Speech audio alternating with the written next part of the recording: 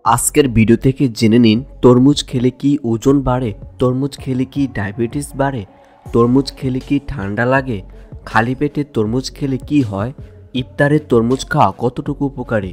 এরকমই তরমুজ সম্পর্কে গুরুত্বপূর্ণ 8টি প্রশ্নের উত্তর জেনে নিন এই ভিডিও থেকে।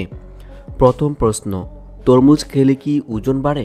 তরমুজে প্রচুর পানি এবং কম ক্যালোরি থাকায় পেট ভরে তরমুজ খেলেও ওজন বাড়ার কোনো আশঙ্কা থাকে না।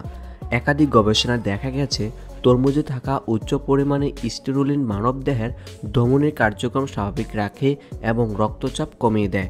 তরমুজ খেলে কি ডায়াবেটিস বাড়ে? অ্যান্টিঅক্সিডেন্ট, ফসফরাস, ম্যাগনেসিয়াম, ফোলেট সমৃদ্ধ তরমুজে কিন্তু বেশিরভাগই জল। 120 গ্রাম তরমুজে গ্লাইসেমিক ইন্ডেক্স প্রায় 5, তাই ডায়াবেটিক রোগীরা নিশ্চিন্তে তরমুজ খেতে পারেন, তবে বেশি না খাওয়াই ভালো। তরমুজ খেলে কি ঠান্ডা লাগে? গরমকালে শরীরের জলীয় ভাব বজায় রাখতে তরমুজের জুড়ে মেলাবার।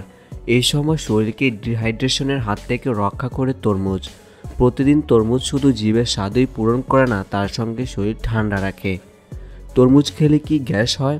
বেশি পরিমাণ তরমুজ খেলে ডায়রিয়া, পেট ফুলে যাওয়া, গ্যাসের মতো একাধিক সমস্যা দেখা দিতে পারে। তরমুজ খেলে কি উপকার হয়?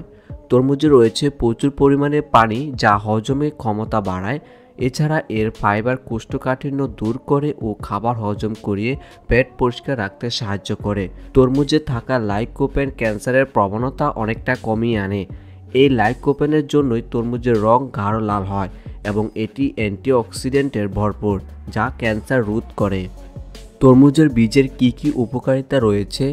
তরমুজের বীজ খেলে হৃদস্বাস্থ্য, রোগ প্রতিরোধ ক্ষমতা বাড়ায়, হজম স্বাস্থ্য উন্নত করে, ত্বক ও চুল ভালো রাখে এবং হাড়ের সুস্থতায় উপকার পাওয়া যায়। খালি পেটে তরমুজ খেলে কি হয়? তরমুজ এমন একটি ফল যেটি সকালে খালি পেটে খাওয়া বেশি ভালো, কারণ গরমকালে শরীরে ইলেকট্রোলাইটের অভাব হয়।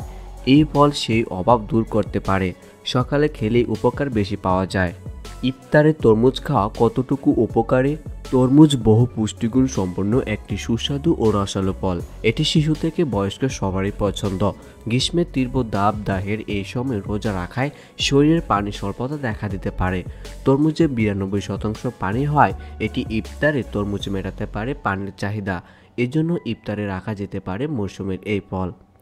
আজকের ভিডিওটি এ পর্যন্তই। ভিডিওটি ভালো লাগলে অবশ্যই লাইক, কমেন্ট এবং শেয়ার করুন। আপনাকে অসংখ্য ধন্যবাদ ভিডিওটি দেখার জন্য।